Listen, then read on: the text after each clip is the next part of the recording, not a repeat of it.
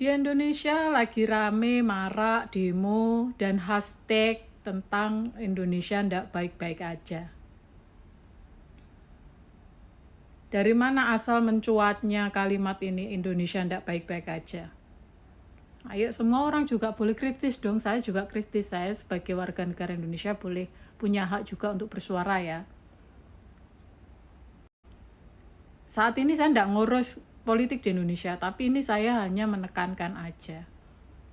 Saya hanya memberi saran aja sih. Karena sebenarnya saya itu udah bosen, muak untuk bercerita tentang apa yang terjadi di Indonesia. Karena apa yang terjadi di Indonesia itu adalah pengulangan dari sejarah, bukan belajar dari sejarah. Kalian paham nggak dari sini? Kalau tak bandingkan sama Tiongkok, Tiongkok itu kenapa mereka bisa menjadi negara besar? Kenapa mereka bisa menjadi negara yang saat ini memang benar-benar dianggap lawan paling mematikan oleh Amerika Serikat? Satu, Tiongkok itu mau belajar dari sejarah mereka. Dan betul-betul serius dalam menangani hal-hal yang nggak baik buat negara mereka. Tidak hanya pemerintahnya yang belajar, tapi masyarakatnya, rakyatnya juga belajar, ikut belajar bersama-sama untuk membangun Tiongkok. Indonesia, belajarkah? No. Mereka hobi mengulangi sejarah. Kalau kalian bilang Indonesia nggak baik-baik aja di era ini, ada 3 kemungkinan. Kalau kalian era-era sebelumnya belum lahir, munafik, terakhir standar ganda. Ini menurut pandangan saya yang lahir sebelum era-era Jokowi ya. Ya, dan saya mengalami sendiri kehidupan kala itu. Ya, nggak hanya saya aja, banyak yang mengalami, cuma mereka lebih baik diem. Nggak mau tahu. Ya bagus, itu malah lebih bagus, nggak mau tahu gitu loh. Mereka cari duit, mikirnya cari duit, pengen kaya, udah itu, bagus. Tapi kan generasi terdahulu itu juga nggak boleh semuanya diam, harus ada yang minimal bicara mengenai ini untuk mendidik generasi-generasinya ke depan agar mereka itu juga belajar. Ini menurut saya Indonesia itu nggak baik-baik aja sejak berdirinya Republik ini. Indonesia itu siapa yang jadi korban? Kita, rakyat kecil. Kalau elit ya cuma berhahihi di atas karena mereka punya duit.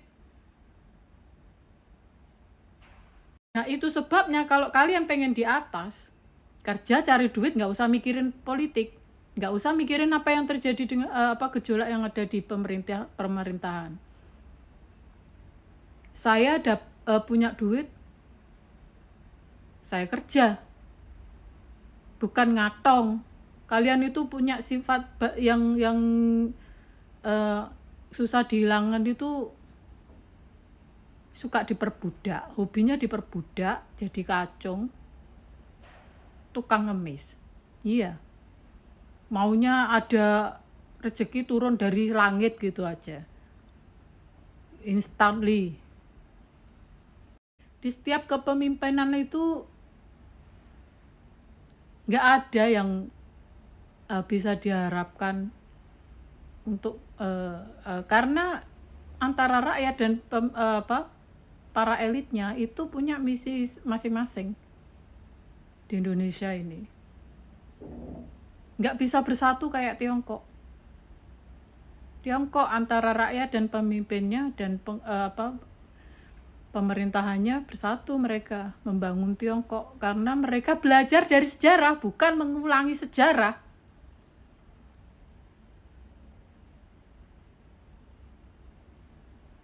Kalau kita ini yang amat-amati, Indonesia ini suka hobi banget untuk mengulangi sejarah, bukan belajar dari sejarah.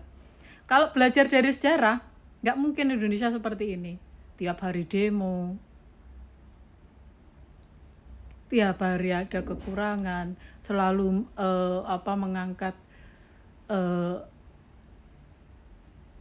permasalahan seperti tidak mendapatkan keadilan dan sebagainya. Emang di bumi ini mana yang adil?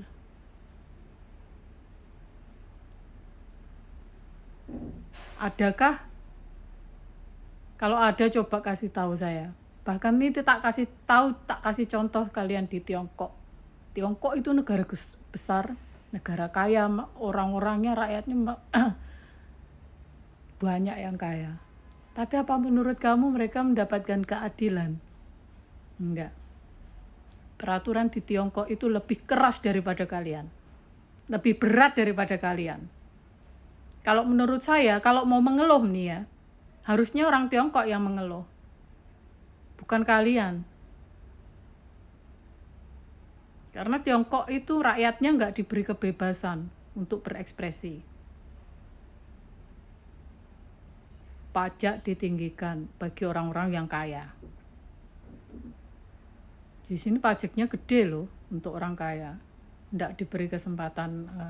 Tapi khusus untuk orang kaya ya. Untuk orang yang di bawah standar, terus di tengah-tengah, itu mereka masih dapat subsidi dari pemerintah. Ya mereka membiarkan agar rakyat yang di bawah ini nanti juga berkembang sampai ke level yang tertinggi. Bagusnya pemerintah Tiongkok itu kayak gitu ya. Tapi kalau bilang minta keadilan, bicara tentang keadilan, Tiongkok itu lebih banyak nggak adilnya pada rakyatnya itu. Lebih parah dari kalian. Di sini poinnya adalah kalian itu mau belajar dari sejarah kalian. Mau bangkit dari keterpurukan. Tidak menggantungkan diri pada orang lain. Jangan dibiasakan suka ngemis-ngemis lah, ya. Kalau kalian merasa kalian itu hidupnya kurang beruntung, ya saat ini ya itu memang sudah takdir kalian. Tapi suatu saat kan kalian nggak tahu hari esok itu akan jadi apa kan. Untuk bisa menemui hari esok itu berusaha, ya, dengan usaha kalian untuk bisa menemui hari esok itu. Hari esok yang lebih baik maksudnya. Jangan saling menyalahkan. Kalau kalian saling menyalahkan, gak akan ada habisnya sampai kapanpun. Jadi apa manfaat demo-demo itu sampai detik ini?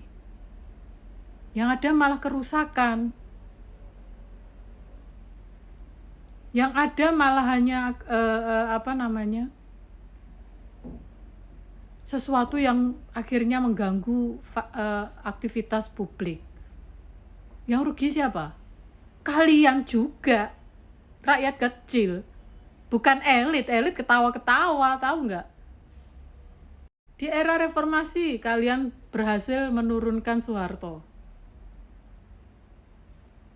tapi kalian kan nggak berhasil menurunkan harta benda mereka. Berhasil nggak?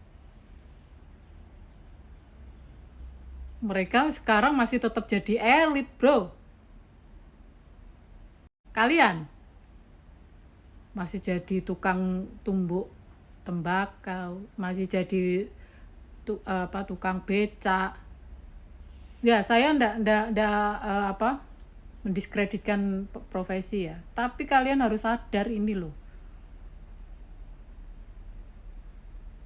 Kalau bisa kalian gunakan alat media elektronik ini untuk belajar hal-hal yang positif, untuk bisa kalian kembangkan pada diri kalian sendiri. Itu aja sih saran saya.